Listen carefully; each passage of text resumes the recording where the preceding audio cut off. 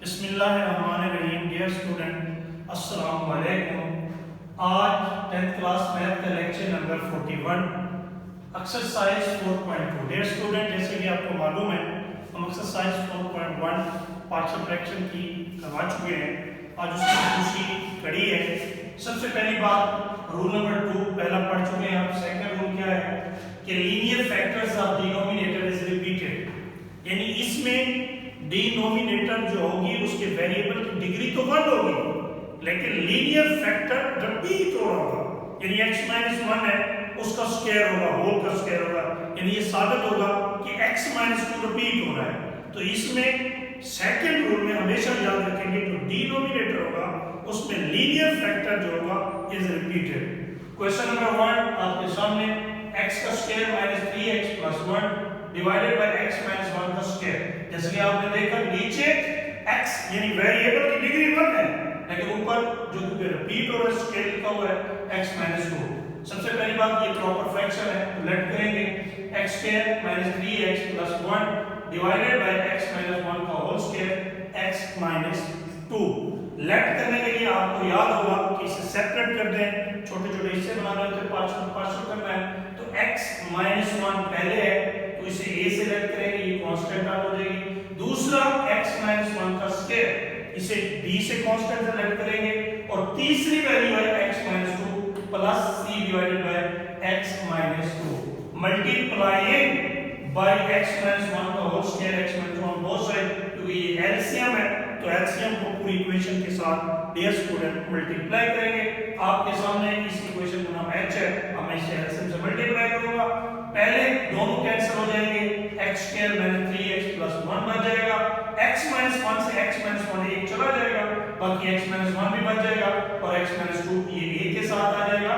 फिर b के नीचे x माइनस 1 का स्क्वायर है तो x माइनस 1 का स्क्वायर से कैंसिल हो जाएगा, तो b की रकम बच जाएगी x माइनस 2। c के नीचे क्या दिया स्टूडेंट, x माइनस 2 है, वो x माइनस 2 से x माइनस 2 कैंसिल हो जाएगा, तो x माइनस 1 का स्क्वायर। इसका नाम मैंने इक्वेशन फर्स्ट रखा है। अब डियर स्टूडेंट, हमारे पास डिनोमिनेटर a का डिनोमिनेटर भी लीनियर फैक्टर है, c के नीचे भी डिनोमिनेटर लीनियर फैक्टर है, हम जीरो मेथड से अप्लाई कर सकते हैं, जबकि b के नीचे x माइनस 1 का स्क्वायर है। तो इसलिए तीसरी रकम निकालने के लिए हम एक और इक्वेशन बनाएंगे, इन तमाम को आपस में मल्टीप्लाई करेंगे। जैसा कि मैंने आपके सामने, ये लेफ्ट वैसे रहेगी, a into x माइनस 1 को x माइनस 2 से मल्टीप्लाई किया, x square minus 2x minus 1 है प्लस 2, b को x माइनस 2 से मल्टीप्लाई किया, bx minus 2b plus c, और ये आपके सामने डियर स्टूडेंट नजर आ रहा है x माइनस 1 का फार्मूला है, बोलेंगे x माइनस 1 को square a square plus b square minus 2ab। ये लेफ्ट फिर वैसे ही ऐसे, अब a को अंदर वैल्यू से मल्टीप्लाई करें, ax का स्क्वायर, ये 2 को 1 के साथ ऐड करें 3x को a के साथ करेंगे तो 3ax, bx ये फिर a को 2 के साथ 2a और bx वैसे का वैसा माइनस 2b वैसे का वैसा। अब c को भी अंदर वैल्यू से मल्टीप्लाई करें तो cx का square plus c minus 2cx। अब आइए डियर स्टूडेंट अब वैल्यू फाइंड करते हैं। सबसे पहले पुट x माइनस 1, पहले डिनोमिनेटर x माइनस 1 है तो इसे पुट करेंगे 0 के इक्वल, तो ये माइनस 1 अंदर जाके प्लस 1 को इक्वेशन a में पुट करना है। पहली इक्वेशन a में पुट करेंगे, x की जगह 1 मैंने पुट करता गया, जहां जहां x था वहां मैंने 1 पुट कर दिया।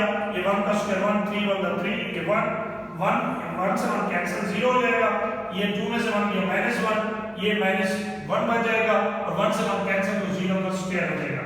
डियर स्टूडेंट, मैंने 3 में से प्लस 2 को निकाला माइनस 1, ये भी 0, ये भी 0, b को माइनस 1 से मल्टीप्लाई करें माइनस b, तो माइनस से माइनस कैंसिल हो जाएगा तो b इज इक्वल टू 1। इसी तरीके से डियर स्टूडेंट, c के नीचे x माइनस 2 है तो ये भी लीनियर फैक्टर है, इसे भी 0 के इक्वल रखेंगे, ये नेगेटिव उधर जाकर पॉजिटिव हो जाएगा। इन इक्वेशन a 2 का स्क्वायर माइनस 3 into 2, जहां जहां x है मैंने वहां 2 पुट करता गया, 2 का स्क्वायर 4 हो जाएगा, 3 का स्क्वायर 3 को 2 से 6, ये 1 आएगा, 2 में से 1 करें तो 1, 2 से 2 कैंसिल 0, 2 से 2 कैंसिल 0 और 2 में से 1 किया तो 1। डियर स्टूडेंट, 4 1 में से 5 हो जाएगा, माइनस 6 में से 5 गया माइनस 1 बच जाएगा, ये भी 0, ये भी 0 हो जाएगा और c 1 का स्क्वायर 1 तो c बच जाएगा। इसका मतलब है c is equal to minus 1। Dear student, दो वैल्यू तो आपने आसानी के साथ फाइंड कर ली। तीसरी वैल्यू फाइंड करने के लिए आप आपने देखा b के नीचे x माइनस 1 का होल स्क्वायर है, तो इसलिए इसे जीरो मेथड अप्लाई नहीं किया जा सकता। जब जीरो मेथड अप्लाई ना हो तो डियर स्टूडेंट फिर कौन सा मेथड है, इसलिए हमने इक्वेशन b बनाई थी ताकि हम तीसरी वैल्यू फाइंड कर सकें। उसके लिए होता है कंपेयर द कोफिशिएंट, यानी कोफिशिएंट को कंपेयर किया जाता है वेरिएबल के।